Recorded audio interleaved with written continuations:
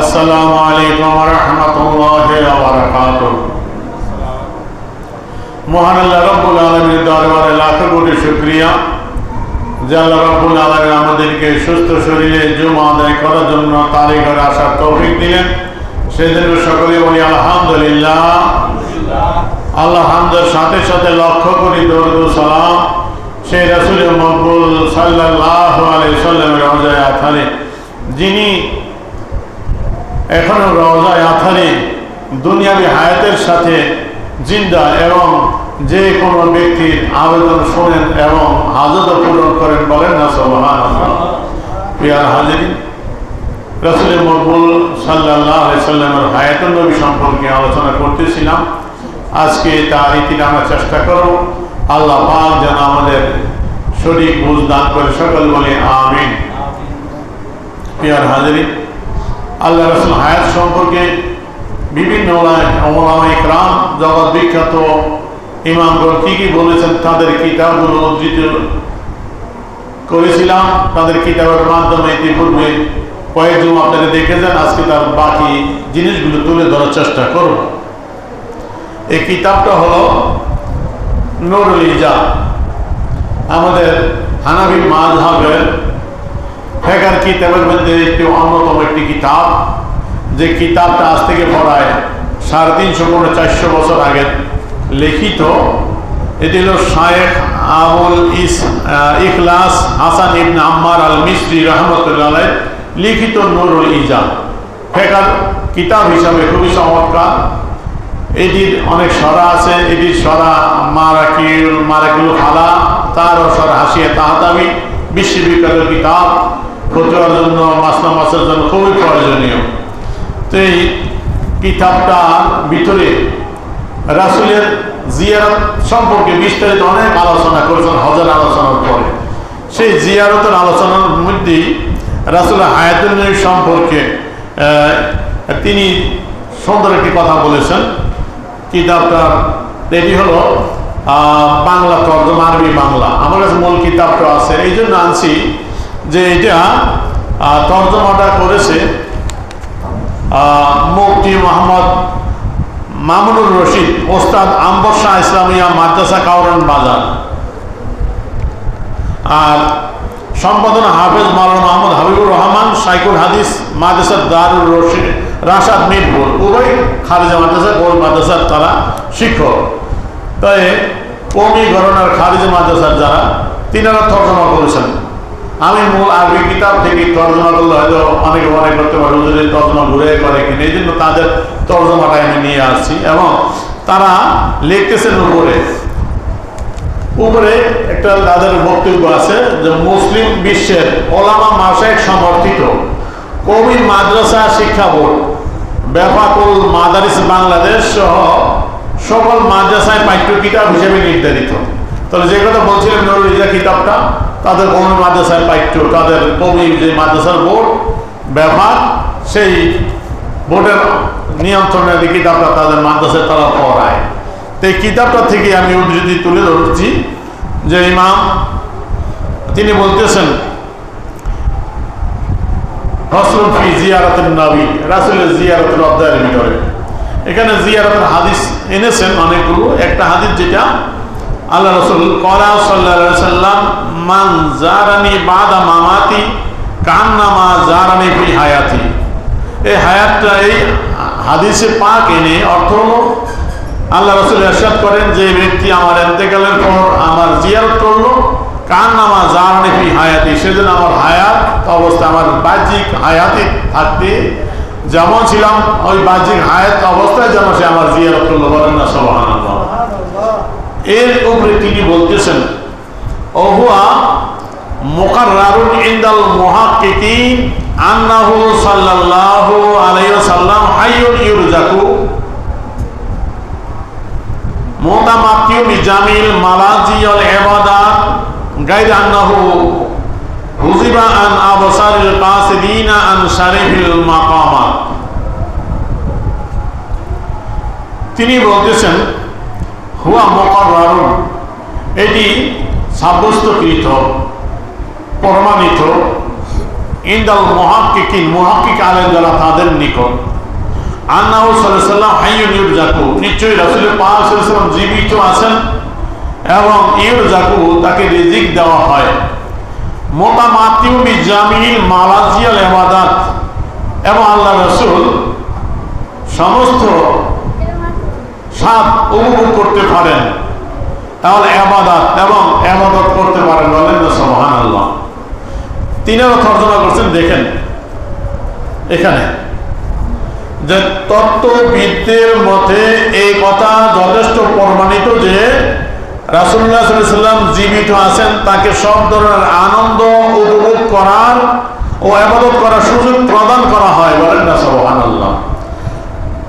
তো রাসূল পাক সাল্লাল্লাহু আলাইহি ওয়াসাল্লাম এমন ভাবে জীবিত আছেন, হায়াতুন নবী তিনি, যে আল্লাহর রাসূলকে রিজিক দেওয়া হয়, তিনি সব ধরনের আনন্দ উপভোগ করতে পারেন, আনন্দ এবং ইবাদত করতেও পারেন, বলেন না সুবহানাল্লাহ। এবং গায়রান্নাহু উযিবা আন আবসারিল কাসিবিন আন শারিফিল মাকামাত, এতটুকু শুধু ব্যবধান পার্থক্য যে তিনি সে সকল লোকের দৃষ্টির অন্তরালে আছেন। হুজিবা আন্নাহু হুজিবা পর্দার ভিতরে আছেন, আন আবসারিল কাসিরিন যারা কাসের, যারা অক্ষম, তাদের দৃষ্টি থেকে আন শারিফিল মাকামাত যারা উচ্চ মাকাম অর্জন করতে পারেনি, তারা দেখছেন পার্থক্য এতটুকু যে তিনি সে সকল লোকের দৃষ্টির অন্তরালে আছেন যারা আধ্যাত্মিক জগতের উচ্চ স্তর সম্পর্কে অজ্ঞ, আধ্যাত্মিকতার উচ্চ স্তর, আউলিয়া কেরামের মাকাম, এই উচ্চ মাকাম সম্পর্কে যারা ওই দিন পর্যন্ত বুঝতে পারে নাই, এই সমস্ত অক্ষম লোকের চোখের পর্দার মধ্যে আছেন, আড়ালে আছেন, তারা আল্লাহ রাসূলকে দেখতে পারে না। যারা ওই স্থানে গিয়েছেন তারা আল্লাহ রাসূলকে সর্বদা দেখতে পারে, বলেন না সুবহানাল্লাহ।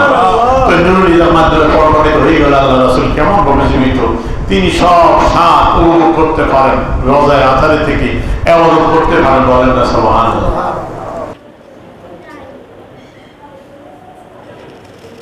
এই কিতাবটা শুরুতে দেখাইছিলাম আব্দুর সুন্নিয়া, যেখানে ওয়াহাবীদের আকীদা ছিল, তারা বলছে আল্লাহ রাসূল মরে এমন হয়ে গেছেন, কোনো ক্ষমতা নাই, লাঠিকে তাদের থেকে, রাসূলের থেকে লাঠিকে তারা শক্তিশালী বলেছিল। আল্লামা সৈয়দ আহমদ ইবনে যায়নিয়া দাহলান আল মক্কিয়া শাহি রাহমাতুল্লাহ আলাইহি, তিনি লিখিত আব্দুর সুন্নিয়া রদ্দাল ওয়াহাবিয়া, ওয়াহাবী মতবাদের রদ্দের উপরে কিতাবটা লেখা। তিনি এই কিতাবের ভিতরে রাসূল হায়াতুন নবী সম্পর্কে বলতেছেন, কিতাবটা 15 পৃষ্ঠার মধ্যে তিনি বলতেছেন, হায়াতুল আম্বিয়া আলাইহিমুস সালাতু ওয়াস সালাম ফি কুবরিহিম সাবাতাতুন ইনদা আহলি সুন্নাত বিআদিলাতিন কাসীরা মিনহা হাদিসুন মারাতু আলা মুসা লাইলাতাল উসরিয়াবি ইউসাল্লি ফি কবরিহি। ইমাম আয-যায়নিয়া দাহলান শাহি আল মক্কি রাহমাতুল্লাহ মক্কা শরীফের অন্যতম ইমাম ছিলেন, মুহাদ্দিস ছিলেন, মুফতি ছিলেন, যিনি মক্কাতুল মুকাররমার প্রধান বিচারক ছিলেন।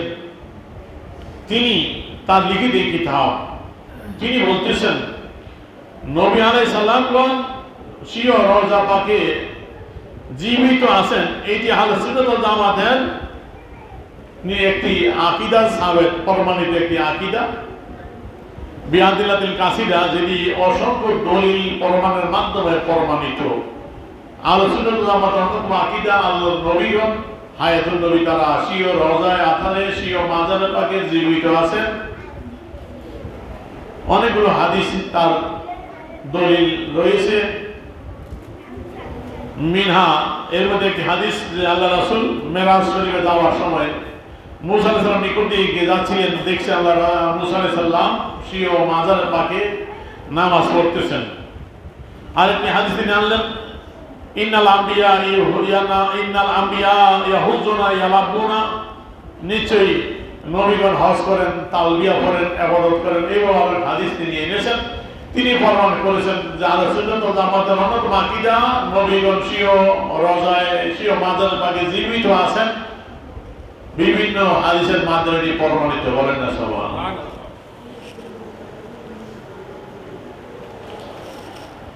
এই কিতাবটা হলো ফয়জুল বারী, বুখারী শরীফের সরা, এরকম 4 খণ্ডে এটা লিখিত বুখারী শরীফের সরা। এই সরাটা যিনি করেছেন তিনি আমাদের দেশের যারা মিলাদুন নবী বিরোধী, এই মিলাদুন নবী বিরোধী যারা ওলামায়ে কেরাম, ওলামায়ে দেওবন্দ, এই কওমি খারিজি গণনার আলেমগণ, তাদের অন্যতম মুরব্বী আনোয়ার শাহ কাশ্মীরি সাহেব, তিনি দেওবন্দের মুহাদ্দিস ছিলেন, দেওবন্দে শিক্ষক ছিলেন, মুহাদ্দিস ছিলেন। সেই আনোয়ার শাহ কাশ্মীরি সাহেবের কিতাব বুখারী শরহ ফয়জুল বারী, এটি হলো দ্বিতীয় খণ্ড। এই দ্বিতীয় খণ্ডের 64 পৃষ্ঠার ভিতরে তিনি বর্ণনা করতেছেন, নুকিলা আন মালিক রাহিমাহুল্লাহ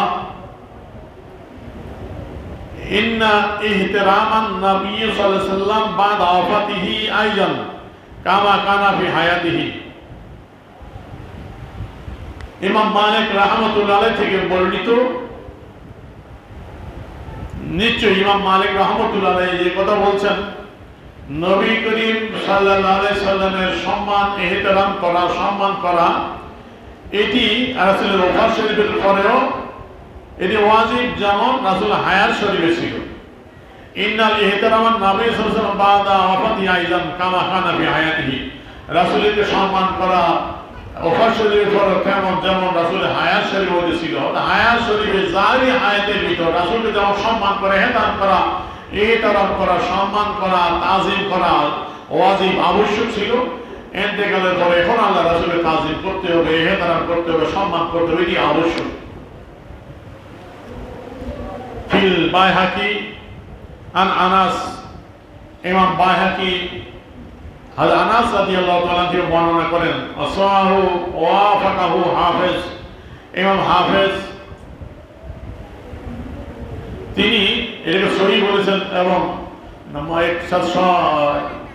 ওয়াফাকাহু এবং এটার সাথে মুওয়াফিক ঘোষণা করেছেন ফিল মুজাল্লিদে সাদেস, তার কিতাবের 6ষ্ঠ জিলদের ভিতর, জান্নাল আম্বিয়া আহইয়াউন ফি কুবুরিহিম ইউসাল্লুন।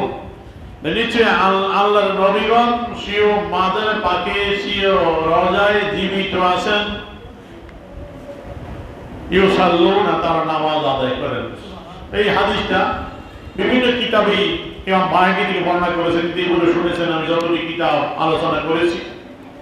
তো তিনি এই হাদিসটা এনেছেন, এনে তিনি এখানে নতুন একটা কথা বলছেন। এই জন্যই আমি এতটি রেফারেন্স আনলাম আমার বিশেষ করে আমার ছাত্রদের জন্য আর আলেমদের জন্য, যে এক এক কিতাবের এক এক ফুলের যেমন এক এক গ্রাম থাকে, এক এক কিতাবের ভিতরে এক এক রকমের রং আছে, ফয়েজ আছে, এক এক কিতাবের ভিতরে একটু সুন্দর সুন্দর কথা থাকে।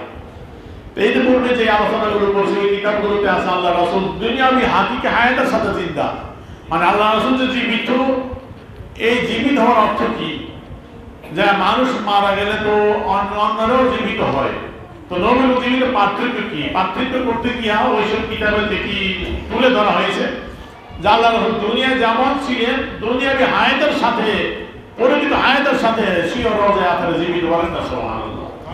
এখানে আনোয়ার শাহ কাশ্মীরি সাহেব তিনি একটু সুন্দরভাবে তুলে ধরেছেন সেই বিষয়টা, যে হাদিস তিনি বলতেছেন, আসকালা আলাইহিম মুরাদুহু, এটার মুরাদ যে নবীর জীবিত, স্বীয় কবরে মাজারে পাকে তারা নামাজ আদায় করেন। এই হাদিসটার মুরাদ বোঝাটা একটু মুশকিল, মুরাদ জীবিত এটার মানে কি।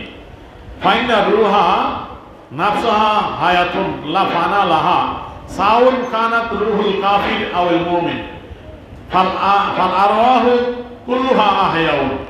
তিনি বলতেছেন রুহুর সত্যগত রুহু এটা জীবিত, রুহুর কোনো ফানা নাই, শেষ নাই, রুহুর কোনো শেষ নাই, রুহু এটা জীবিত থাকে। চাই কানাত রুহুল কাফির আল মুমিন, চাইটা মুমিনের রুহু, কাফের রুহু, প্রত্যেকের রুহুই জীবিত। মৃত্যুর পরে কার রুহু কি ফানা হয় না, শেষ হয় না। মৃত্যুর পর কাফের কবরে জীবিত করা হয়, সওয়াল জবাব করা হয়, জবাব দিতে না পারলে শাস্তি চলে, মুমিনকে তোলা হয়, জীবিত করা হয়, সওয়াল জবাব করা হয়, যখন জবাবের প্রশ্নের জবাব দিতে পারে নেয়ামতের মধ্যে থাকে। তো বলতেছেন যে মুহাদ্দিস সাহেব যে তোরে এই হাদিসের অর্থ কি হলো? জীবিত, জীবিত সবাই, রূহ জীবিত। ফাল আরওয়াহু কুল্লু আহিয়াউ, সমস্ত রূহ জীবিত। তো নবীগণ জীবিত থাকার মানে কি বলতেছে? ফামা মানা কাউনিল আম্বিয়াই আহিয়াউ, সুতরাং নবীগণ যে জীবিত, মানা তার অর্থ সুন্দর একটা প্রশ্ন করেছেন যে রূহ তো সবারই জীবিত, কাফের রূহ, মুমিনের রূহ, রূহ কোনো ফানা নাই, শেষ নাই। তো নবীগণ যে জীবিত, এটার মানেটা কি? তিনি সুন্দর জবাব দিলেন। ফালাম আন্না তিলকাল আহাদিস লাম তারিদ ফি বায়ান হায়াতি নাফসির রূহ, যে হাদিসগুলো রাসূল নবীগণ যে জীবিত, এর উপর যে হাদিসগুলো ইতিপূর্বে আপনারা শুনলেন, হাদিসগুলো, যে হাদিসগুলো শুধুমাত্র রূহ জীবিত থাকা সেই অর্থ বোঝানোর জন্য নেওয়া হয় নাই, বাল ফি তাতুলিহা আনিল আফাল আদমিহি, বরং রূহটা মৃত্যুর পর জীবিত হয়, ওই জীবিত রূহটা কি নিষ্ক্রিয় থাকে না সক্রিয় থাকে? রূহটা কি কাজ করার ক্ষমতা আছে না নিষ্ক্রিয়? এই হলো পার্থক্য। কার রূহটা নিষ্ক্রিয়, কারটা সক্রিয়, মানে কে ক্রিয়াশীল, কাজ করতে পারে। হিনাইজিন মানাহু, তখন এর অর্থ হলো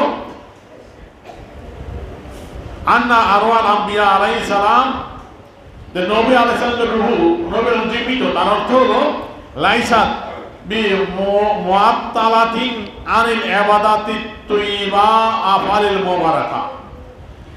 নবী আলাইহিস সালামের রূহ, নবীগণ জীবিত, এর অর্থ হলো নবী আলাইহিস সালামের রূহটা এটা বি মুআত্তালাতিন আনিল ইবাদাতি তাইয়্যিবা আফআলিল মুবারাকা। নবীগণের রূহ, নবীগণ জীবিত, তিনারা বেকার থাকেন না, ইবাদত তাইয়্যিবা, তারা পবিত্র ইবাদতের ভিতরে, আফআলিল মুবারাকা, বরকতময় কাজের মধ্যে তারা লিপ্ত থাকে। বলেন না সুবহানাল্লাহ?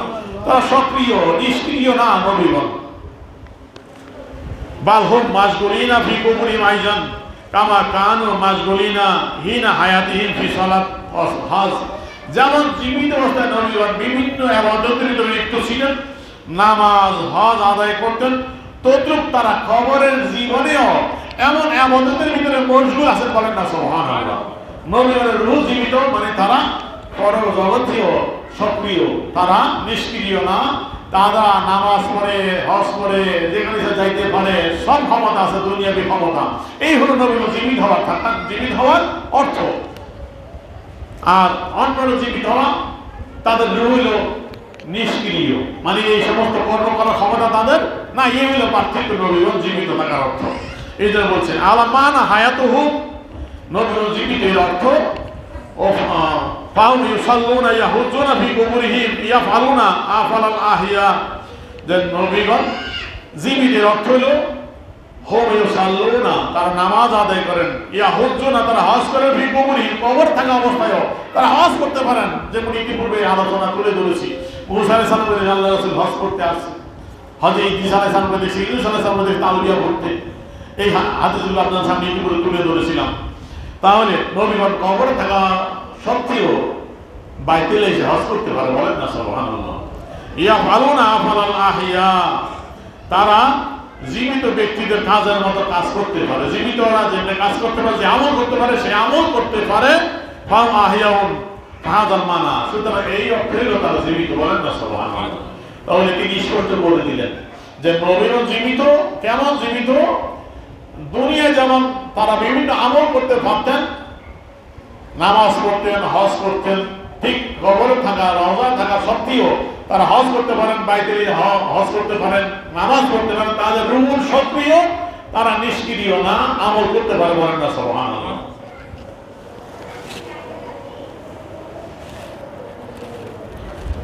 এই কিতাবটা এর দেওবন্দি আলেমদের আকীদার কিতাব, আল মুহান্নাদ। আল মুহান্নাদ এইটা দেওবন্দ এই উর্দু তর্জমা করছে, এটা আমার কাছে আছে, ওখানে লিখছে আকায়েদ উলামায়ে দেওবন্দ, দেওবন্দি আলেমদের আকীদা। তো এর ভিতরে এটা লিখছে হইল মা খলিল আহমদ সাহারানপুরি, দেওবন্দের অন্যতম তাদের ইমাম, তাদের ওস্তাদ হুজুর। এখানে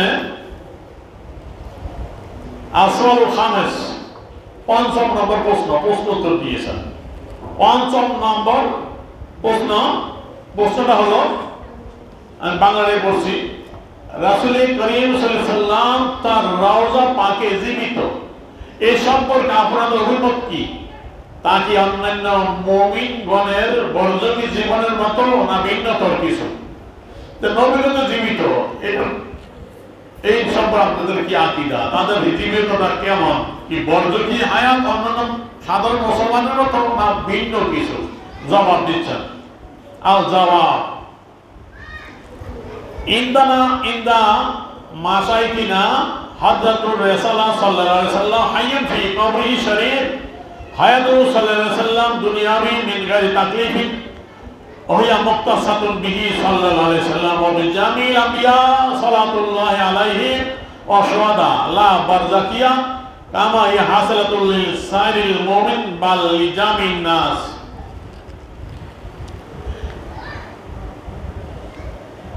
জবাব দিচ্ছেন খলিল আহমদ সাহারানপুরি দেওবন্দি সাহেব, ইন্দা মাশাইখিনা, আমাদের নিকট এবং আমাদের মাশাইখ কেরাম তাদের নিকট এই আকীদা, এই মত যে রাসূল পাক সাল্লাল্লাহু আলাইহি ওয়াসাল্লাম হাইয়্যুন ফি কবরি শরীফ, রাসূল সাল্লাল্লাহু আলাইহি ওয়াসাল্লাম স্বীয় রওজায়ে আথারে জীবিত আছেন।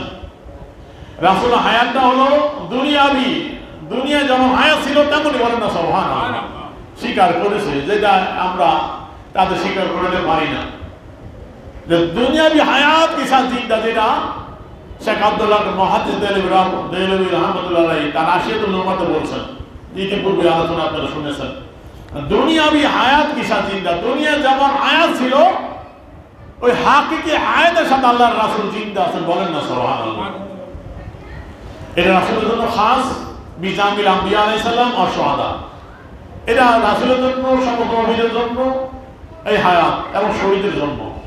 লা বারযাকিয়া, নবীর হায়াত বর্জকি না, বর্জক হায়াত তো সকল, মানে পরকালের একটা হায়াত, মৃত্যুর পর সকলে জীবিত হয়, ঠিক কিনা ধরে বলেন, ওইটা হলো বর্জকি হায়াত। লা বারযাকিয়া, ওই বর্জকি হায়াত না, কামা হিয়া হাসালাতুল লিসাইরিল মুমিন বাল লিজামিন নাস, যে বর্জকি হায়াত সকল মুমিন বরং সমস্ত মানুষের জন্য সাবেত, যে বর্জনী হায়াত মৃত্যুর পর জীবিত হবে, এটা সকল মানুষই মৃত্যুর পর জীবিত হয়, ঠিক কিনা জোরে বলেন। ওইরকম জীবিত হওয়ার অর্থ নবীগণ জীবিত সেটা না, বরং নবীগণ দুনিয়ায় যেমন জীবিত ছিল, হায়াত ছিল, অমন হায়াতের সাথে নবীগণ এখনো রওজায়ে পাকের স্বীয় মাজার ঘরে জীবিত, বলেন না সুবহানাল্লাহ। তাহলে তাদের দেওবন্দি কিতাব দিয়ে প্রমাণিত হয়ে গেল নবীগণ কেমন জীবিত, ঠিক কিনা জোরে বলেন। এটি রজসের রীতি কথা।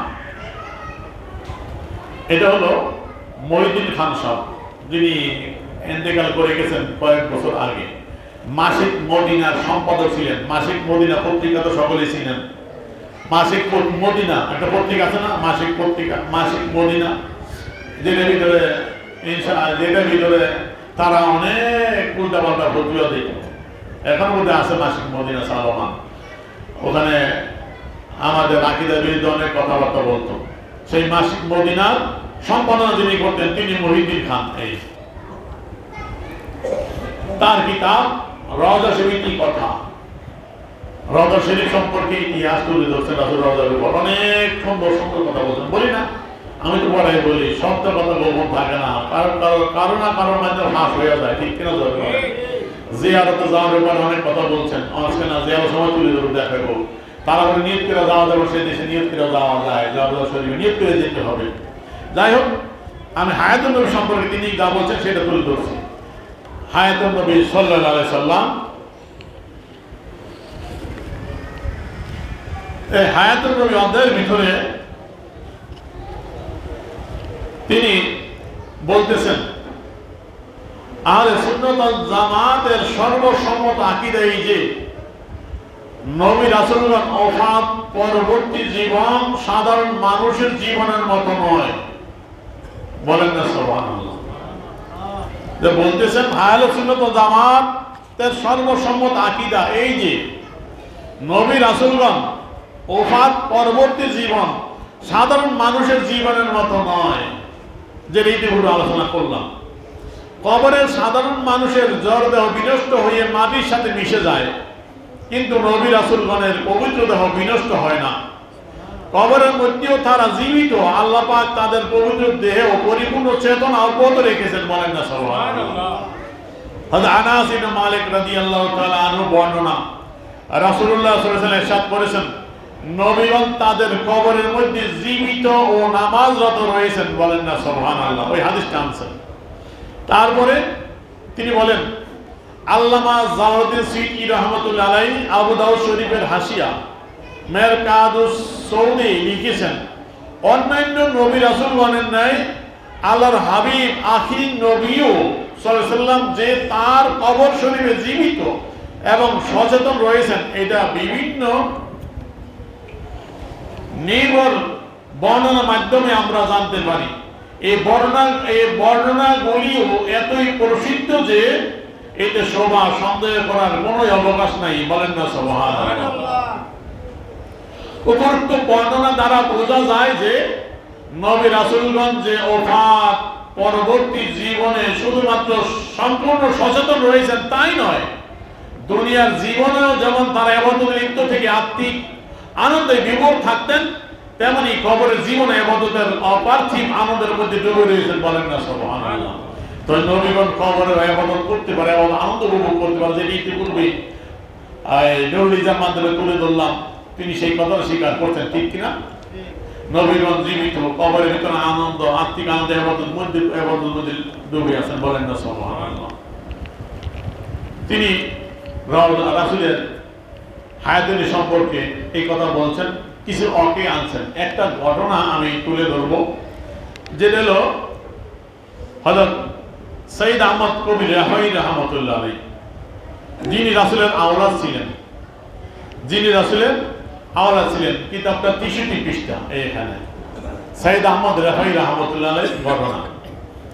তিনি রাসূলের আওলাদ রাসূল ছিলেন। গাউসে পাক রাদিয়াল্লাহু তাআলা আনহু সম পর্যায়ের ওই যুগের। তিনি যখন হজে গেলেন, হজ সমাদা করে আল্লাহ রাসূলের রওজা শরীফ জিয়ারতে গেছেন, তখন জিয়ারত করতে যাইতে রওজা শরীফের নিকট যাওয়া যেত। জালি মোবারক ছিল না, বাধা ছিল না, রাসূলের রওজা শরীফের নিকটে যাইয়া সালাম দিতে পারত, উন্মুক্ত ছিল। এটা কখন বন্ধ হয়েছে আমি বলবো সেদিকে। তো সেখানে যাওয়ার পরে তিনি আল্লাহ রাসূলের কাছে আরজু করেছিলেন, হাত মোবারক চুমা দেওয়ার কথা, চুমা দিয়েছেন। সেই ঘটনা তিনি তুলে ধরেছেন, তার কিতাব দিয়ে বলতেছি।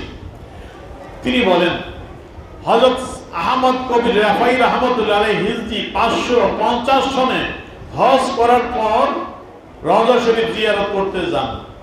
রওজা শরীফের পাশে দাঁড়িয়ে তিনি সন্তানের আবদার নিয়ে মর্মস্পর্শী ভাষায় একটি কবিতা আবৃত্তি করতে থাকেন। যে কবিতা অর্থটা তিনি আনলেন এইভাবে, নানা জান দীর্ঘকাল বিরহ যাতনা ভোগ করার পর আজ খেদমতে হাজির হয়েছি, এই আদম সন্তান আপনার পবিত্র হাতে চুমু দিতে চায়। বলেন না সুবহানাল্লাহ। আর এই কবিতাটা আমার কিতাবে আছে। কবিতাটা হলো এই, তিনি বলতেছেন রাসূলের রওজা শরীফে সালাম দেওয়ার পর, ফি হালাতিল মুদি রুহি কুনতুর সিলহা তুকাবিল আরদানি ওহিয়া নাইবাতি। ইয়া রাসূলুল্লাহ, আমি আহমদ রাফাই যখন বাগদাদে থাকতাম, আমার দেশে থাকতাম, দূরে থাকতাম, ওই সময় গো নবী আমার রূহটাকে আপনার দরবারে পাঠাইয়া দিতাম। রুহি কুনতুর সিলহা, আমার রূহটাকে পাঠাইয়া দিতাম। তুকাবিল আরদানি ওহিয়া নাইবাতি, আমার রূহটা আমার প্রতিনিধি হইয়া আপনার রওজা শরীফে চুমা খাইতো। বলেন না সুবহানাল্লাহ। আমার মনে যখন উঠতো আপনার কথা, ইয়া রাসূলুল্লাহ, আমি আসতে পারতাম না, আমার রূহটাকে পাঠাই দিতাম, রূহ এই শব্দের রজসের সুবাহ হইতে পারেন না, সুবহানাল্লাহ। কিন্তু বর্তমানে ইয়া রাসূলুল্লাহ ওয়া হাযিহি দাওলাতুল আসবাক কাদ হাদারাত হামদুতি আমাক হামদুতি আমিনা কাকাই তাকাতা বিয়া শাফাতি। ইয়া রাসূলুল্লাহ, এখন তো আমি দূরে না আপনার রওজাত আপনার কদম পাকে হাজিরা দিয়েছি। আমি সরাসরি আহমদ রাফাই আপনার গোলাম, আপনার সন্তান, আপনার দরবারে। সুতরাং এখন তো মাটি মোবারক চুমা দিলে আমার অন্তর শান্ত হবে না। কি করতে হবে ইয়া রাসূলুল্লাহ? হামদুতি আমানাকা, আপনার ডাইন হাত মোবারক বের করে দেন, বলেন না সুবহানাল্লাহ। আমি রাফাই মাটি মোবারক চুমা দিলে আমার অন্তর ঠান্ডা হবে না, আপনার ডাইন হাত মোবারকটা একটু বের করে দেন আমি গোলামের জন্য। তাই তাকান্দা সাফাতি, আমার ঠোঁট দ্বারা আপনার হাত মোবারকে চুমা খাইব, বলেন না সুবহানাল্লাহ। রাসূলের আওলাদ যখন আবেদন করছে, ইয়া রাসূলুল্লাহ, আপনার হাত মোবারক বের করে আমি চুমা দিব, রাসূল তার সন্তানের আবেদন শুনলেন, ফিরিয়ে দিলেন না। হাজার হাজার জিয়ারতকারী তাদের মাঝে আল্লাহ রাসূলের আধার থেকে হাত মোবারক বের করে দিলেন, বলেন না সুবহানাল্লাহ। সাইয়েদ আহমদ রাফাই দৌড়াইয়া যাইয়া আমার রাসূলের হাত মোবারকে চুমা দিলেন, বলেন না সুবহানাল্লাহ। এই ঘটনা তিনি তার কিতাবে তুলে ধরলেন। তিনি বলতেছেন, যখন আবেদন করলেন চুমু দিতে চাই, তখন এই আরজু পুরা না হওয়া পর্যন্ত আমি এখান থেকে আর যাব না, আমরা পবিত্র পদতলে মাথা কুটে জীবনপাত করব। কিছুক্ষণ এইভাবে কাটার উপর শত শত জিয়ারত লোক আরসাম ব্যতীত হয়ে লক্ষ্য করলো যে কবর শরীর থেকে একটি শুভ্র পরিপূর্ণ হাত বের হয়ে এসেছে, বলেন না সুবহানাল্লাহ। হযরত রাফাই রাহমাতুল্লাহ আলাইহি পবিত্র হাতে চুমু খেলেন, তখন তার মধ্যে এমন এক আবেগের সৃষ্টি হলো যে তা সহ্য করতে না পেরে বেহুশ হয়ে মাটিতে লুটিয়ে পড়লেন, বলেন না সুবহানাল্লাহ। তাহলে আল্লাহ রাসূল রওজা আতারে তার সন্তান ডাক দিল, বলে ইয়া রাসূলুল্লাহ, আপনার হাত মোবারক বের করে দেন, আমি একটু চুমা দিতে চাই। সন্তানের আবেদন গ্রহণ করে হাত মোবারক বের করে দিলেন, বলেন না সুবহানাল্লাহ। তাহলে রাসূল কেমন জীবিত, ঠিক কিনা আসলেন? প্রিয় হাজিরিন, সাহাবায়ে কেরাম আল্লাহর রাসূলকে জীবিত কেমন জানতেন, হায়াতে নেমে জানতেন। হযরত আবু বকর সিদ্দিক রাদিয়াল্লাহু তাআলা আনহু একটি অকেরা যেটি দিয়ে দলিল আবু বকর সিদ্দিক রাদিয়াল্লাহু তাআলা আনহু রাসূল ইন্তেকালের পর বলছিলেন, রাসূল মৃত্যু, মাতা মুহাম্মদ সাল্লাল্লাহু মারা গেছে, এইটা দিয়ে দলিল দিতে চায় রাসূলকে মৃত্যু বলছে সাহাবী আবু বকর সিদ্দিক রাদিয়াল্লাহু তাআলা আনহু। আর এটার প্রেক্ষাপট ছিল আলাদা। দেখেন আবু বকর সিদ্দিক রাদিয়াল্লাহু তাআলা রাসূলকে কেমন জীবিত জানেন। এটি হলো খাসায়ে কোবরা, হযরত জাবেদ সিদ্দিক রহমাতুল্লাহ আরেকটি কিতাব, আশিক রাসূল আল্লামা সিদ্দিক রহমাতুল্লাহ আলাইহি আল্লাহ রাসূল শুধু ৭৫ বার সরাসরি সাক্ষাৎ দিয়েছে। ৭৫ বার গোমের করোনা জাগ্রত অবস্থা আমার নবী সাক্ষাৎ দিয়েছে ৭৫ বার, বলেন না সুবহানাল্লাহ। রাসূলের কত বড় আশিক ছিলেন, তার কিতাবগুলো দেখলে বোঝা যায় তিনি রাসূলের কেমন পাগল ছিলেন। এই কিতাবটা রাসূলের মুজিজার উপর লেখা, অসংখ্য মুজিজা তুলে ধরেছেন। এই খাসায়ে কোবরা দ্বিতীয় খণ্ড, এটার মধ্যে তিনি 546 পৃষ্ঠার মধ্যে তিনি ঘটনা তুলে ধরলেন। আবু বকর সিদ্দিক রাদিয়াল্লাহু তাআলা ইন্তেকালের সময় তিনি ওসিয়ত করেছিলেন কি, আমি সংক্ষেপের জন্য একবারে কিতাবের চলে যাচ্ছি। ওয়ান আলী ইবনে আবি তালিব قال لما حضرت أبا بكر وفاته أقعدني عند رأسه وقال لي يا علي। হযরত আলী রাদিয়াল্লাহু তাআলা বর্ণনা করেন, হযরত আবু বকর সিদ্দিক রাদিয়াল্লাহু তাআলা যখন ইন্তেকালের সময় হয়ে গেল, ওফাত শরীফের সময় হয়ে গেল, তিনি দুনিয়া ছেড়ে বিদায় নেবেন, ওই সময় তিনি আমাকে তার মাথার সামনে বসাইলেন, বসায় বলতেছে, আলী ইজা আনা মিতু ফাগাসালানি বিল কাফিল্লাজি গাসালতা বিহি রাসূলুল্লাহ সাল্লাল্লাহু আলাইহি সাল্লাম। ও আলী, আমি যখন মারা যাইব তুমি আমাকে তোমার ওই হাত দ্বারা গোসল করাইও, যে হাত দ্বারা তুমি রাসূলকে গোসল করাইছো, তোমার যে হাতের তালু দ্বারা আমার রাসূলকে গোসল করাইছো, ওই হাত দ্বারা আমি আবু বকরকে গোসল করাইও তুমি, তারপরে হানাতুনি আমাকে আদর গোলাপ লাগাইও, আমার আমার কাফন জানাজা কমপ্লিট করার পর দাফন কোথায় করবা জানো নি, আমাকে দাফন করার জন্য আমি ওসিয়ত করে যাচ্ছি, কি করবা, কাইযহাবু বিলা বাইতিল্লাযী ফি রাসূলুল্লাহ সাল্লাল্লাহু আলাইহি ওয়াসাল্লাম, যেখানে আল্লাহ রাসূল আরাম করতেছে, আল্লাহ রাসূল যেই ঘরে আছে রাসূলের রওজা শরীফে, রাসূলের ওখানে আমাকে নিয়ে যাইবা। ফাস্তাজিনু আমার রাসূলের কাছে অনুমতি চাই, আমি রাসূলের কাছে থাকতে চাই, আমি রাসূলের কদমে থাকতে চাই, আমার রাসূলের কাছে অনুমতি চাইবা। ফাইন রাইতুল বাবা কাদ ফুতিহা, যদি দেখো আমার রাসূল অনুমতি দিয়েছে, অনুমতি দর্জন হলো, আপনি আপনি রওজা শরীফের দরজা খুলে যাবে, বলেন না সুবহানাল্লাহ। আমার রাসূল যে ঘরে আছে, যে রওজায় আছে, হযরত মা আয়েশা রাদিয়াল্লাহু হুজরা মোবারক যেখানে আল্লাহ ইন্তেকাল করেছেন, ওখানে রাসূলকে দাফন করা হয়েছে। নবীগণ যেখানে ইন্তেকাল করেন সেখানে দাফন করতে হয়, হাদিসের আলোকে সেইখানে রাসূলকে রাখা হয়েছে। তাই আবু বকর সিদ্দিক রাদিয়াল্লাহু বলতেছেন, ও আলী, আমাকে দাফন করবা কোথায়, আমাকে কাফন টাফন পরাইয়া দাফন করার আগে আমাকে রাসূলের কাছে নিয়ে যাইবা, যে অনুমতি চাইবা, ইয়া রাসূলুল্লাহ আবু বকর আপনার পাশে থাকতে চায়, যদি আপনি অনুমতি দেন তাহলে এখানে রাখবো। অনুমতির ধরন হলো, যদি দেখো দরজা আপনি আপনি খুলে যায়, বলেন না সুবহানাল্লাহ, তাহলে কি করবা, যদি আপনি আপনি খুলে যায় তাহলে আমাকে সেখানে রাখবা। ফাদখুলু বি ওয়াইল্লা ফারুদ্দুনি ইলা মাকাবিল মুসলিমিন, আর যদি দেখো আমার অনুমতি দেয় না, এই দরজা খোলে না, তাহলে যে কোনো জায়গায় জান্নাতুল বাকিতে আমাকে নিয়ে দাফন করিও। তখন হযরত আলী রাদিয়াল্লাহু তাআলা আনহু বলেন, তাকে গোসল কাফন তাকে পরানোর পর জানাজা কমপ্লিট করে দাফন করার সময়, তখন ফাকুনতু আউয়ালু মান বাদার ইলাল বাব, আমি প্রথম ব্যক্তি যে দ্রুত রাসূলের ওই রওজা শরীফে গেলাম। ফাকুলতু ইয়া রাসূলুল্লাহ, আমি যে বললাম, ইয়া রাসূলুল্লাহ হাযা আবু বকর, ও আল্লাহর হাবিব, এই হলো আপনার হিজরতের সঙ্গী, জীবনের সঙ্গী আবু বকর। ইয়াস্তাজিনু ইয়াস্তাজিনু, আপনার কাছে অনুমতি চাই, আপনার কাছে থাকার জন্য।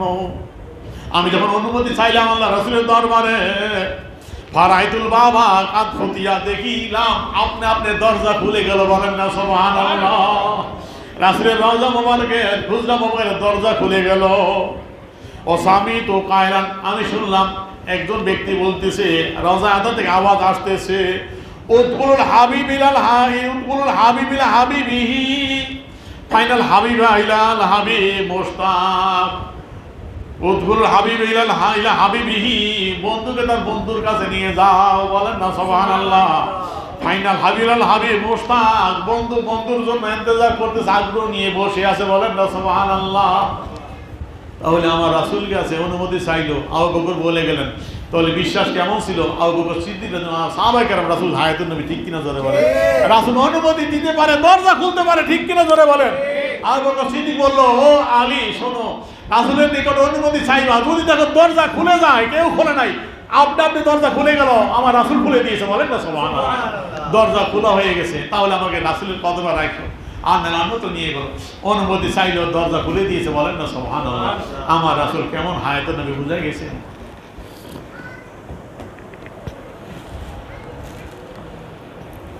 প্রিয় হাজিরিন,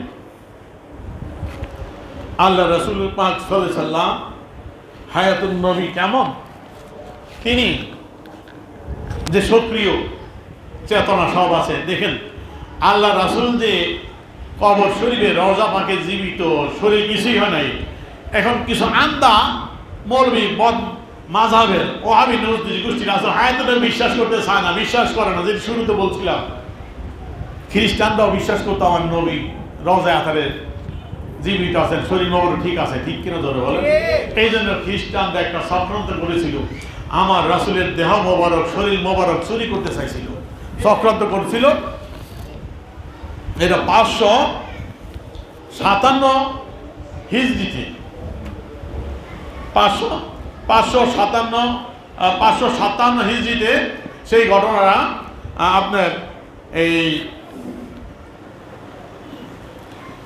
যখন আপনার মিশরের গভর্নর ছিল আপনার নুরুদ্দিন মাহমুদ জঙ্গি রহমতুল্লাহ আলাই। যে নুরুদ্দিন মাহমুদ জঙ্গি রহমতুল্লাহ আলাই তিনি ওই 557 হিজরিতে তিনি বড় আবেদ ছিলেন। তিনি তাহাজ্জুদ করতেন, ওজিফা কালাম আদায় করতেন। আল্লামা সামউদি রহমতুল্লাহ আলাই যেই আল অফা যে কিতাবখানে ইতিপূর্বে তুলে ধরেছিলেন বিভিন্ন আলোচনা হায়াতুন নবীর উপর, এই নিয়েও রাসূলের মদিনা শরীফ ইতিহাস, রওজা শরীফ ইতিহাসের উপরে লেখা যে আল অফা বিআখবারে দারিল মুস্তাফা, রাসূলের দেশের সংবাদ সব তুলে, মদিনা মুনাওয়ারা, রওজা আতারে সব তুলে ধরেছেন।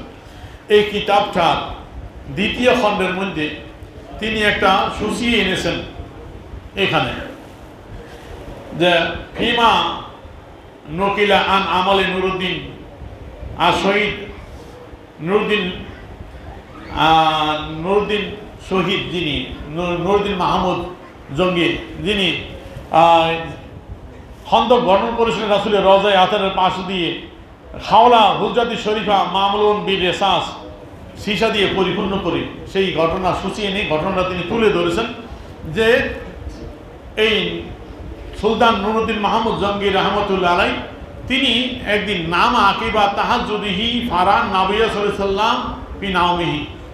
আল্লাহ রাসূল, আমি সংক্ষিপ্ত করার জন্য এবার বিস্তারিত পড়তেছি, আমি মূল কথা বলছি, কিতাবে সব আছে, যে তিনি রাসূলের পাক সাল্লাল্লাহু আলাইহি ওয়াসাল্লামকে তাহাজ্জুদ করে ঘুমাইলেন, তাহাজ্জুদ গুজারি ছিলেন, তাহাজ্জুদ করে তিনি ঘুম গেলেন, ফজর আগে ফজর উঠবেন। তো ঘুম যাওয়ার পরে তিনি স্বপ্নে দেখলেন আল্লাহ রাসূলকে, বলেন না সুবহানাল্লাহ। ফারান নবী সাল্লাল্লাহু আলাইহি ওয়াসাল্লাম ফি নাওমিহি ওয়া ইউশিরু ইলা রাজুলাইনি আশকারাইন, দুইজন ব্যক্তির দিকে আল্লাহ ইশারা করছে, যে দুই ব্যক্তির রং ছিল লাল এবং হলদে রঙের, মানে ইংরেজিতে যেই কালার থাকে এমন রঙের দুই ব্যক্তিকে দেখা আল্লাহ রাসূল বলতেছে, আনজিতনি আনকিজনি মিন হাজাইন, এই দুই পাপিষ্ঠ তার শত্রু থেকে আমাকে রক্ষা করো। তিনি হাস্তাই কাজা ফাজিয়ান, তিনি ভয় সন্তুষ্ট হয়ে জেগে গেলেন। সুম্মা তাওয়াদ্দা সাল্লাহ, আবার তিনি ওযু করলেন, নামাজ পড়লেন। ও নামা, আবার নামাজ পড়ে শুইলেন। ফারাল মানা বিআইনি, হুবু আবার একই স্বপ্ন দেখলেন। ফাস্তাই কাজা, আবার জাগ্রত হয়ে গেলেন। সাল্লাহ নামা, আবার নামাজ পড়লেন, তারপর আবার ঘুম গেলেন। ফারাহু আইজান মারাতান সালেসা, তৃতীয়বার আবার একই স্বপ্ন দেখে আল্লাহ রাসূল বলতেছে, ওই লোক দেখো এদের থেকে আমাকে রক্ষা করো। এই দুই লোক যখন তৃতীয়বার দেখলেন, ফাস্তাই কাজা, তিনি জাগ্রত হলেন। অকলা লা ইয়াবাকা নাম, তিনি বলেন আর ঘুমার সুযোগ নাই। আল্লাহ রাসূল তিনবার তাকে সতর্ক করতেছে, আর ঘুমার সুযোগ নাই। তার একদিন উজির ছিল, অত্যন্ত পরহেজগার, কানালা উজির মিনা সালিহিন ইউকালু লাহু জামালউদ্দিন মাউসিলি, জামালউদ্দিন মাউসিলি নামে তার এক উজির ছিল, খুব পরহেজগার। তাকে খবর দেওয়া হলো, সে আসলো। আসার পরে তার নিকট ঘটনা খুলে বলল, আমি স্বপ্নেই দেখেছি।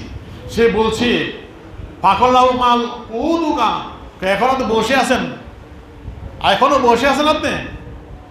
উখরুজ আলান ইলা মদিনা মুনাওয়ারা, দূর তো মদিনা মুনাওয়ারা রওনা দেন তাড়াতাড়ি, না জানে আল্লাহ রাসূলের কোনো রওজায় আতারে কোনো সমস্যা হচ্ছে, দ্রুত মদিনায় রওনা দেন, এখনো বসে আছেন আপনি?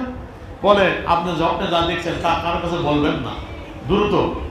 রাত্রে আর ঘুমাইলেন, ওই রাত্রে যাওয়ার প্রস্তুতি গ্রহণ করলেন। সকালবেলা তিনি আরো 20 না পারান 20 জন সঙ্গী নিয়ে ওই উজিরকে সাথে নিয়ে কিছু মাল দংশ, কিছু সম্পদ, রূপা স্বর্ণ মুদ্রা নিয়ে রওনা দিলেন। দ্রুত রওনা দিয়ে তিনি 16 দিনে সফর করে মদিনায় চলে আসলেন, বলেন না সুবহানাল্লাহ। মিশর থেকে রওনা দিয়ে 16 দিন সফর করে মদিনায় আসলেন। মদিনা আসার পর বাইরে গোসল টোসল করে, আগে পাকসা বলেন, মদিনায় ঢোকার আগে গোসল করে, দেখেন কত বড় আশিকা রাসূল। মদিনায় ঢোকার আদব হলো আগে গোসল করে পবিত্র হয়ে ঢুকতে হয়। মদিনার বাইরে গোসল করলেন, গোসল করে পবিত্র হয়ে মদিনায় ঢুকলেন। ঢুকার পরে যাইয়া সাল্লাহ বিল রওজা, রিয়াজুল জান্নাহ যাইয়া দুখুল মসজিদ নামাজ আদায় করলেন। যারা রাসূলের রওজা শরীফ জিয়ারত করলেন। সুম্মা জালাসা আলা ইয়াদি মা যাইয়াসনাহু, তারপর বসে বসে চিন্তা করছেন কি করবেন। রাসূল যে স্বপ্নে দেখালেন, তিনি চিন্তা করছেন কি করবেন বুঝে পাচ্ছেন না। তখন লোকজন জড়ো হয়ে গেছে, আমির বাদশাহ এসে, আমির আসছে, এই কথা শুনে মদিনাবাসী অনেক জড়ো হয়েছে। তখন উজির বলতেছে, ও যে খুব বুদ্ধিমান জ্ঞানী পরেজগার, ওকে বলতেছে সুলতান চলে আসছে হঠাৎ রাসূল রওজা শরীফ জিয়ারত করার জন্য। তিনি অনেক রূপা স্বর্ণ নিয়ে আসছেন, সম্পদ নিয়ে আসছেন, তিনি সদকা করবেন, দান করবেন। তোমাদের এখানে যারা আছে তাদের নাম লেখো, নাম লিখে জমা দাও, তাদের প্রত্যেককে হাদিয়া দেওয়া হবে। তখন তারা নাম লিখে জমা দিল। কাতাবু আহলাল মদিনা কুল্লাহুম, মদিনাবাসী প্রত্যেকের নাম লিখে জমা দিল। তারপরে প্রত্যেকে আমারা সুলতান বিহুদরিহিম, সুলতান আদেশ করলো প্রত্যেকে আসার জন্য, প্রত্যেকে আসবো আর তার থেকে হাদিয়া পুরস্কার নিয়ে যাবে, তিনি চেহারা দেখবেন। তো যে নিতে আসে তখন নিতে আসে, হাদিয়া যখন দেয় তখন লিয়া খুজু মান হাদরা লিয়া খুজা ইয়া তাআম্মালুহু, তিনি ভালোভাবে পর্যবেক্ষণ করেন, চেহারা দেখেন যে রাসূল যে দেখাইছে ওই লোক দেখা যায় কিনা, তিনি খুঁজতেছেন। তিনি তো ওই গোপনে আসছে ওইটা করার জন্য। সবাই একে একে আইসা নিয়ে যাচ্ছে, সব মানুষ নেওয়া শেষ, ওই লোক পাইলেন না।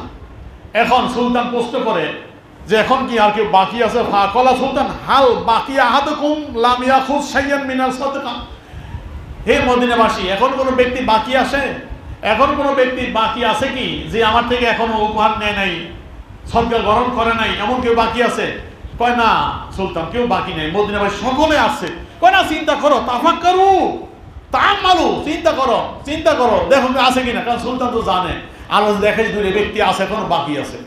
কয় সুলতান নাই, কোনো বাকি নাই। তোমরা চিন্তা করো, গবেষণা করো, কে আছে বাকি আছে। তখন বলতেছে ফাকালা লাম ইয়াবকা আহাদুন ইল্লা রাজুলান, কই হ্যাঁ কেউ বাকি নেই, দুইজন ব্যক্তি বাকি আছে। তারা মাগরিবাইন, তারা পশ্চিমা, তারা মরক্কোর দুইজন ব্যক্তি। লায়াতানা ওয়ালানে মিনাহাদি সাইয়া, কাজে কিছু নেয় না, তারা খুব ভালো মানুষ, কিছু নেয় না। ওহুমা সলেহানে, তারা নেককার পরেজগার। গানিয়ানে ধনী, ইউকসিরানে সদকা আলাল মাহইজ, তারা অভাব দরিদ্র ব্যক্তিদের অসংখ্য দান সদকা করে তারা। এই কথা শোনার পরে আনসারা সদরুহু, সুলতানের অন্তরে কম্পন উঠে গেল, বুঝে গেলেন এই হই সেই ব্যক্তি, এই দুজন হবে সেই ব্যক্তি। তিনি বললেন দ্রুত কল আলাইয়া বিহিম, আমার কাছে নিয়ে আসো, দুজনকে নিয়ে আসো। ফাউতিয়া বিহিমা ফারাহুমা রাজুলাইন লাযাইন আশারান নবী সাল্লাল্লাহু আলাইহি ওয়াসাল্লাম ইলাইহিমা বিকাউলি আনজিদনি আনকিজনি মিন হাযাইন। যখন দুজনকে আনা হলো, সুলতান দেখলেন চেহারা মিলে গেছে। আল্লাহ রাসূল এই দুই ব্যক্তির চেহারা দেখে বলছে, মুহাম্মদ এই দুই ব্যক্তি থেকে আমাকে রক্ষা করো। ওই দুই ব্যক্তির চেহারা মিলে গেছে, বলেন না সুবহানাল্লাহ। সুলতান চিনে ফেললেন, চিনা পরে বলেন মিন ফাকালা লাহুমা, উভয়কে বলতেছে মিন আইন আনতুমা, তোমরা কোন দেশি, কোথায়? ফাকালা, দুজন বলছে মিন বিলাদিল মাগরিব, আমরা পশ্চিমা, আমরা মরক্কো থেকে আসছি। আমরা আসছি জিনা হাজাইনে, আমরা হজ করার জন্য আমরা আসছি, আমরা হজ করার জন্য আমরা আসছি, হজ করতে আসছি। ফাক্তারনাল মোজাওয়ারাতা ফি হাযাল আম ইনদা রাসূলিল্লাহ সাল্লাল্লাহু আলাইহি ওয়াসাল্লাম, হজ করতে এসে আমরা নিয়ত করছি আমরা রাসূলের কাছে থাকবো, এখানে আমরা থাকবো, ওইখানে থাকবো, এই নিয়ত করে আমরা রয়ে গেছি। তখন ফাকলা উসদুকানি, সুলতান বলছে সত্য করে বলো আমার কাছে কেন আসছো, সত্য করে বলো। তখন সাম্মামা আলা জালিকা, বদিনের মতো অভিনয় করেন, বুঝে না সুলতান কি কইতে চায়। তখন সুলতান জিজ্ঞাসা করে এটা কোথায় থাকে? আইনা মানজিলে হুমা, তাদের মঞ্জিল কোথায়, থাকে কোথায়? বলা হলো তার রওজায়ে আতারের নিকটেই থাকে। তখন তাদেরকে আটক করা হলো এবং সুলতান তাদের মঞ্জিলে গেল, ওখানে গেল। যাওয়ার পর সে অনেক ফারাফিহি মালান কাসিরা, সেখানে অনেক সম্পদ পাইল, দুইটা আংটি পাইল এবং কিছু বইপত্র পাইল, কিন্তু আর কিছু দেখতেছে না। আর মদিনাবাসী প্রশ্নটা শুরু করছে তাদের দুজনের, আসনা আলাইহিমা আল মদিনা বিখারিন কাসি ফাকুলিনা হুমা সুলাইমান তাহার মোলাজেমানে সালাত ফি রাউজাতে শরীফা জিয়ারতের নবী সাল্লাল্লাহু আলাইহি ওয়াসাল্লাম ইত্যাদি, যে তারা সর্বদা রোজা রাখে, সর্বদা নামাজের মধ্যে আছে, রাসূল রওজা শরীফ জিয়ারতের মধ্যে আছে, তারা জান্নাতুল বাকি জিয়ারত করে, রেগুলার সকালবেলা তারা মসজিদে কোবা প্রতি শনিবার জিয়ারত করে, তাদের কাছে কোনো সাহায্যশালী কারো ফিরে দেয় না, তারা সাহায্য মদিনাবাসী অনেক দূর হয়েছে, মানে তারা খুব ভালো পড়াশোনা করছে মদিনাবাসী, যা পাইছে আর কি। সুলতানকে ফাঁকরা, সুলতান সুবহানাল্লাহ, সুলতান বলছে সুবহানাল্লাহ। এখন লাম ইউজির শাইয়ান মিন মারাও, কিন্তু প্রকাশ করেন না, তিনি হাকিকি খুলতে আছেন, স্বপ্ন যা দেখছেন তিনি গোপন রাখছেন। এখন বাকিয়া সুলতানিয়া তুযুল মাইত বিনাফসি, ওই যেই ঘরে তারা দুজন থাকতো, সুলতান নিজেই তদন্ত করতেছে, ঘুরতেছে, কিছু পাওয়া যাবে অবশ্যই আছে, রাসূল ইশারা করছে আছে, খুঁজতে খুঁজতে দেখলেন চাটাই বিছানো। ওই চাটাইটা আলগি দিয়ে তুললেন, দেখলেন হাসিরান ফিল বাইত, চাটাই বিছানো, মাদুর বিছানো। মাদুর যখন টান দিয়ে তুললেন, টান দেওয়ার পর দেখে ফারাসের দাবান মা ফুরান ইয়াদাইলা সাবিল হুজ্জাতি শরীফ, দেখতেছে হায় হায় সর্বনাশ, ওই চাটাইয়ের নিচে দিয়ে সুরঙ্গ গর্ত করে রাসূল রওজা শরীফ পর্যন্ত চলে গেছে। বলেন না নাউযুবিল্লাহ মিন যালিক।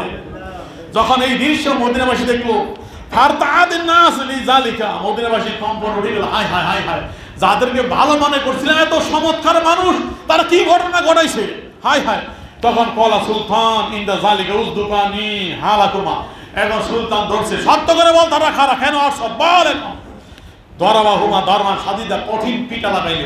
তারপরে তারা সত্য কথা স্বীকার করলো, স্বীকার করলো, বিআন্নাহুমা নাসরানিয়ান, আমরা দুজন নাসারা খ্রিস্টান, বাসাহুমা নাসারা ফি জি হুজ্জাতিল মাগরিবা, তাদেরকে খ্রিস্টানরা অনেক টাকা পয়সা দিয়ে যে আমালু হুমা বিআমালিন আযীমা, টাকা পয়সা রাজি করাইছে, একটা কাজের জন্য পাঠাইছে তাদেরকে।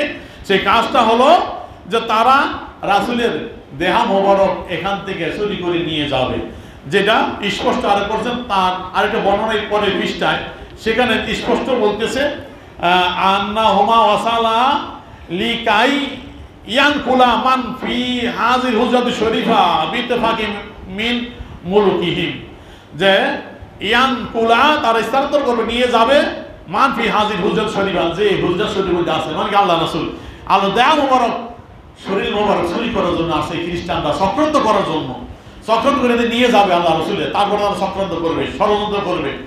তো যখন বাদশার কাছে স্বীকার করলো এই কথা, তখন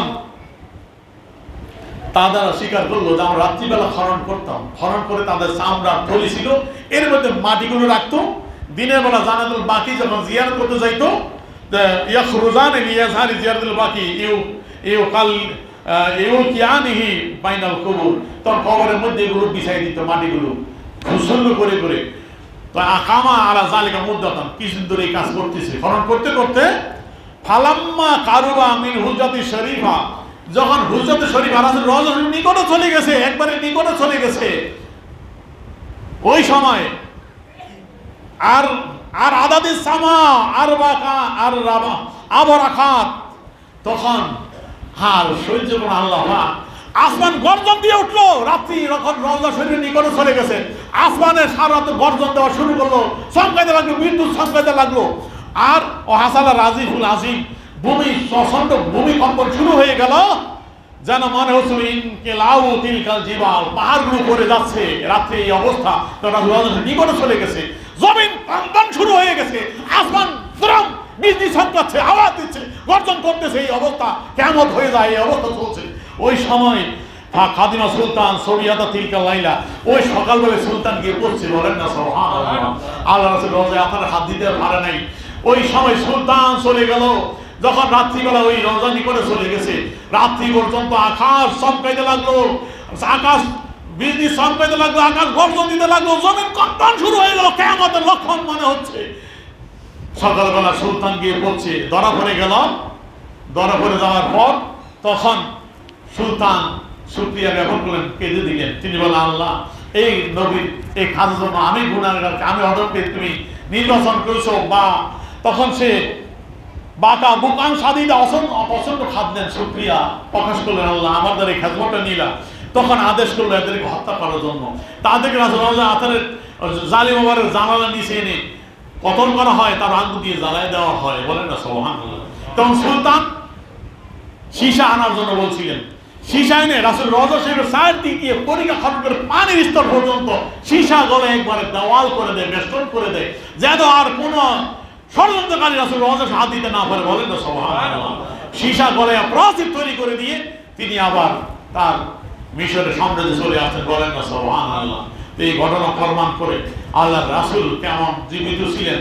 আজকে না আরো কিছু ঘটনা রয়েছে, আজকে শেষ করতে পারলাম না, ইনশাআল্লাহ আগামী সময় স্মৃতি রাখবো। আল্লাহ পাক যেন আমাদের ধৈর্য নিয়ে রাসূলের হায়াতকে মন্দার বুঝার তৌফিক দান, সকলে বলে আমিন। আসসালামু আলাইকুম ওয়া রাহমাতুল্লাহি ওয়া বারাকাতুহু।